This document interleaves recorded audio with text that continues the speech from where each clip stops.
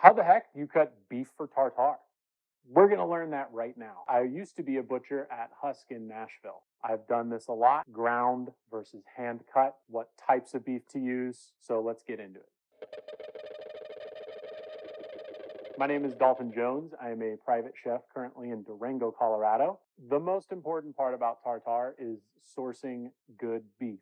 You don't want to just go to any Kroger and buy stuff that's been wrapped in plastic, although if it's within the dates of when you can use it, theoretically, you're going to be fine. But if you can go to a good butcher shop, someone you trust, get a nice cut of meat, then you're in really good shape for your tartare. This is coming from Sam's Meat and Deli in Aurora.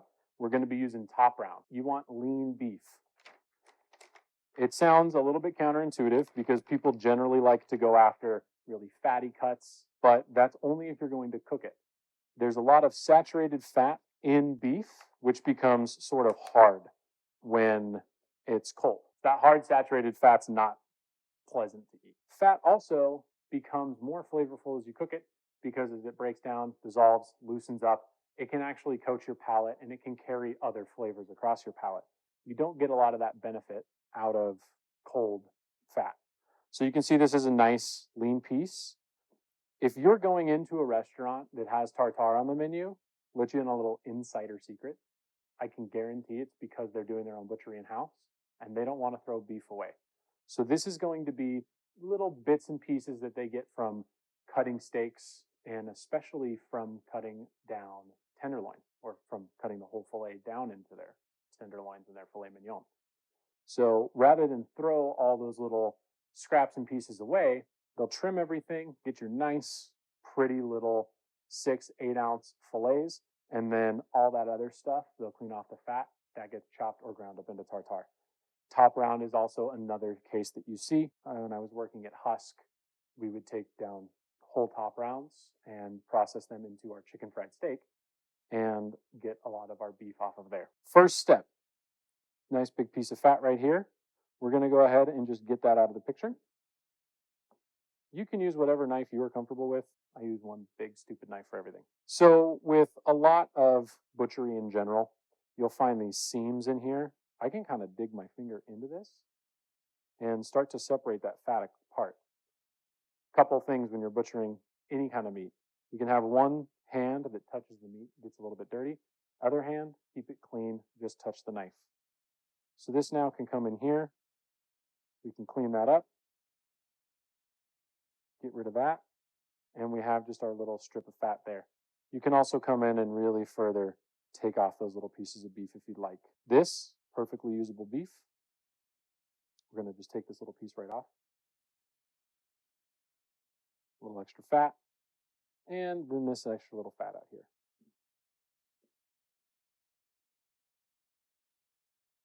We are not going to obsess over all this intramuscular fat.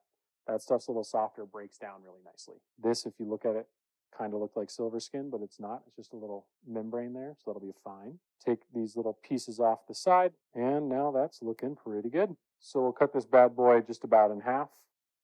We'll keep some of it for a dice, and then we'll take some for the grind.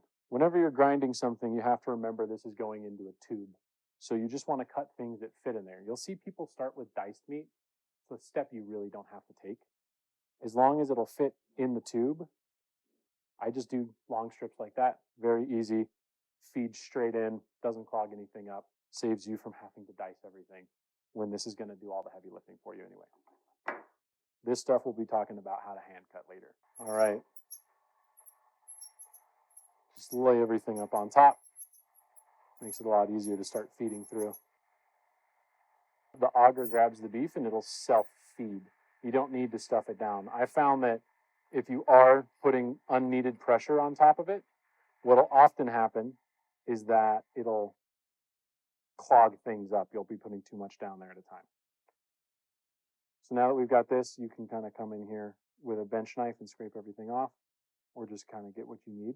There are some industrial attachments that would be a little larger, which will give you a more coarse tartare, but this is going to be just perfect for what we're using it for. So now that we have our beef ground like this, nice and uniform, this will make it a lot easier to eat, obviously, which is why we break these things down.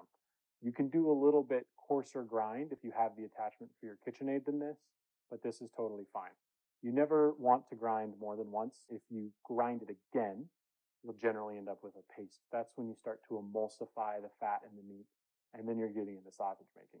I'll actually put this back in the fridge to get nice and cold. In the next maybe 10 minutes in the fridge, what'll happen is the hemoglobin, or rather the myoglobin in the beef, will start to bind with oxygen because it's all open, and it'll actually turn a brighter color of red. So if you want your tartare to look nice and vibrant, you actually let it chill after you ground or cut it for about 10 minutes in the fridge, and it'll brighten up some of the color in the beef, which just makes it a little bit more visually appealing in my opinion. All right, so we just went over grinding tartare. Now we're going to do our hand cut portion.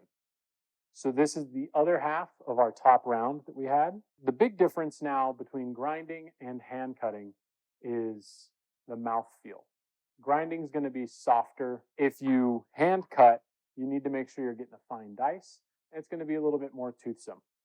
Also, you might not have a grinder attachment, which is totally fine. You can still enjoy some tartare if you'd like, just by hand cutting it. So what we're going to do, they've already done a good job of giving us like a nice lean, thin piece.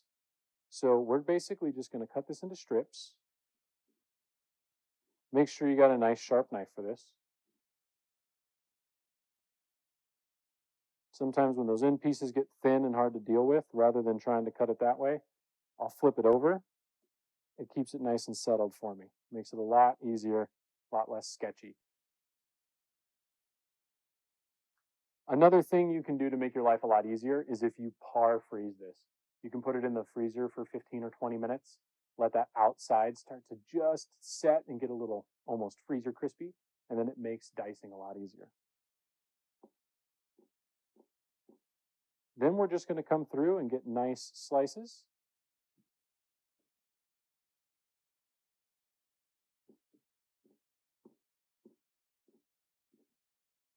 Just keep going through, pushing them off to the side. You could start to obsess over the thickness crossways. That's going to just be a lot more work. I don't worry about that as much. This is going to be plenty thin and edible. So if you want to make sure they're perfectly uniform little cubes, feel free to get a sideways slice on there. I'm okay with them being kind of rectangular.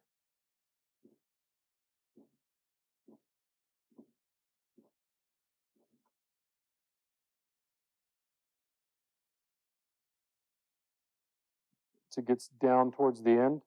If you break the pieces in half like this, it just makes it easier to manage.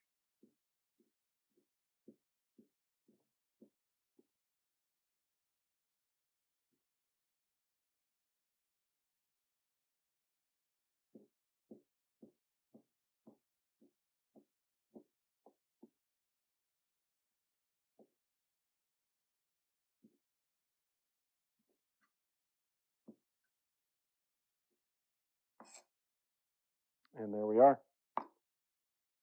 That's all it takes. You don't need to come through and beat it up with a butcher knife or do anything crazy like that. You can see now, if we lay everything out, we have this nice distribution. Mostly meat. You see just a little smattering of that intramuscular fat in there. That's exactly what we're looking for. It's going to have a perfect mouthfeel.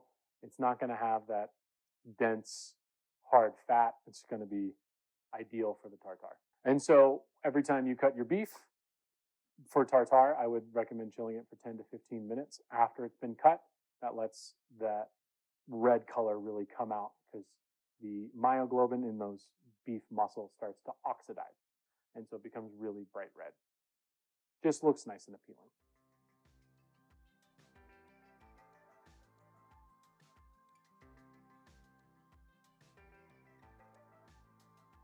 So here are the two ways that you can process beef for tartare at home. We've got our ground method, and then we have our hand diced method. Both of them have different mouth feels. They carry ingredients a little bit differently. The hand cut is a little bit more traditional, but you're finding a lot of people are starting to use ground because A, it's easier at volume, and B, for people like myself, actually prefer the texture of the ground beef. So here we are. Ground beef for tartare and our diced beef for tartare.